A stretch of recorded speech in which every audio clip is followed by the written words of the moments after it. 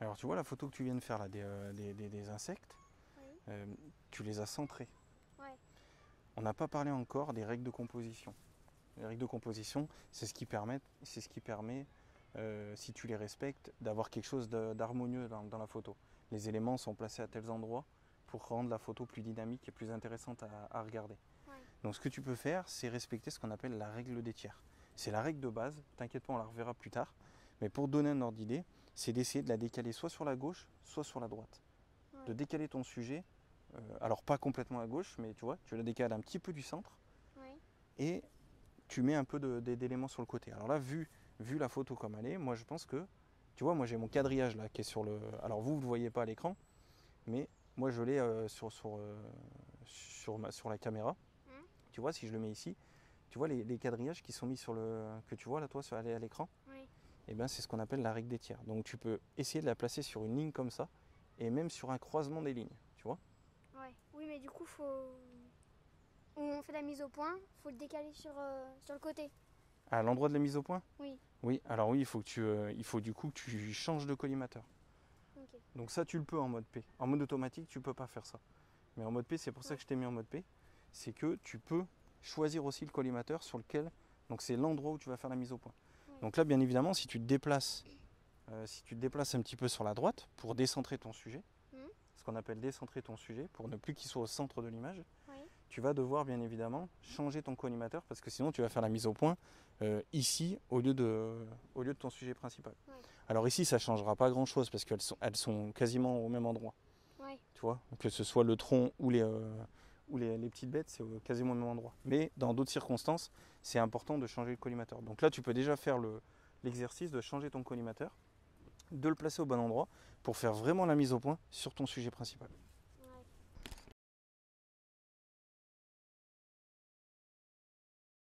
Hop, on revient un petit peu encore une fois sur ça parce qu'on va affiner encore la composition, Maxime, d'accord? Enfin, Ouais. plus le cadrage. Là, tu vois, les insectes sont vraiment, c'est vraiment petit dans ta photo. Et la Ouais. photo que tu viens de prendre et que je viens de vous afficher, on les voit, mais on les discerne à peine en fait. C'est pas ce qui nous attire l'œil en premier, Ouais. d'accord? Donc, ce que tu peux faire, c'est te rapprocher. Parce qu'il faut aussi que tu cadres par rapport au sujet que tu prends. Et là, tu vois que c'est petit, même par rapport aux feuilles qui sont autour. Les bêtes sont relativement petites en Oui. taille. Donc il faut que tu leur donnes de l'importance dans la photo puisque c'est ça que tu voulais photographier. Ouais. D'accord? Donc il faut que tout ton cadrage et toutes les décisions que tu prennes soient pour mettre en valeur ça. Et tu vois, moi si je fais comme ça, on les perd un peu au milieu du tronc. Ouais. Par contre, si je me rapproche, tu vois, alors là le cadrage il n'est pas décalé, mais pour l'exemple, tu vois que là, tout de suite elles attirent l'œil. Ouais. Il y a les feuilles autour qui apportent un contexte, qui font joli sur la photo, Ouais. mais c'est elles qui sont le plus important et c'est elles qu'on voit tout de suite quand on regarde l'image ici. D'accord? Ouais. Donc il faut que sur ta photo, tu aies exactement la même chose. Ok? Oui. Allez, on refait avec un cadrage plus serré.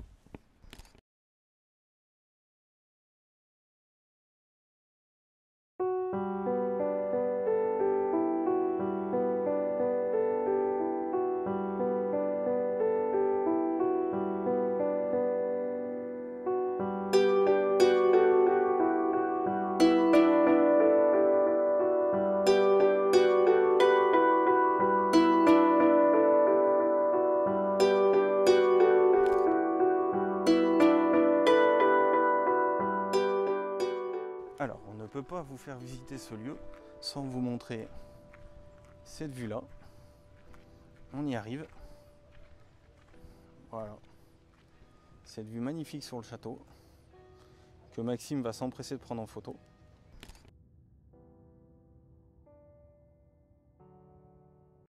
Alors, on s'est un peu écarté, je voulais revenir sur un point parce que Maxime m'a posé une question et il va me la reposer tout de suite comme ça, on pourra vous expliquer un peu la discussion qu'on a eue. Mais je me suis écarté du lieu parce qu'il y avait un petit peu de monde et voilà, ça aurait fait du brouhaha un peu en fond. Donc, Maxime, c'était quoi la question que tu m'avais posée quand tu as pris le château en fond? Bah, Tu trouvais que la première photo, elle était un peu sombre. elle était un peu sombre. Et je vous raffiche la photo dont il parle, donc la première photo qu'il a prise. Et le château, lui, n'est pas trop sombre, mais Maxime était plutôt attiré par ce qu'il y avait autour. Les arbres qu'il y a de chaque côté, qui eux sont effectivement un petit peu sombres. Donc, ce que je lui ai dit, c'est que quand on analyse une photo et quand on réfléchit à la manière dont on expose une photo, ce qu'il faut regarder, Maxime, c'est ton sujet principal. Le reste autour, c'est secondaire. Si tu peux avoir les deux, alors dans ce cas-là, tu prends la décision pour avoir les deux qui sont correctement exposés. Ouais. Mais si ton sujet principal, lui, est déjà un peu clair, ce qui était le cas sur la première photo que tu as faite, et ben si tu éclaircis pour que tout ce qu'il y a autour soit plus clair aussi, et ben tu vas éclaircir encore plus le château, donc ton sujet principal, en l'occurrence sur cette photo. Ouais. Et du coup, tu vas récupérer des zones un petit peu trop sombres sur les côtés.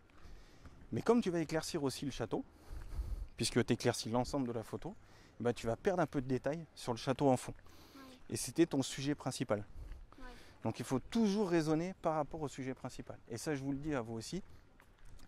Quand vous avez comme ça des zones sur la photo qui ne sont pas exposées de la même façon, donc la lumière n'est pas la même sur chacun des éléments de la photo, c'est important de raisonner toujours et de prendre vos décisions uniquement par rapport à votre sujet principal. C'est lui qui doit dicter vos choix d'exposition et vos choix de réglage d'appareil photo. D'accord, Maxime ? Ouais.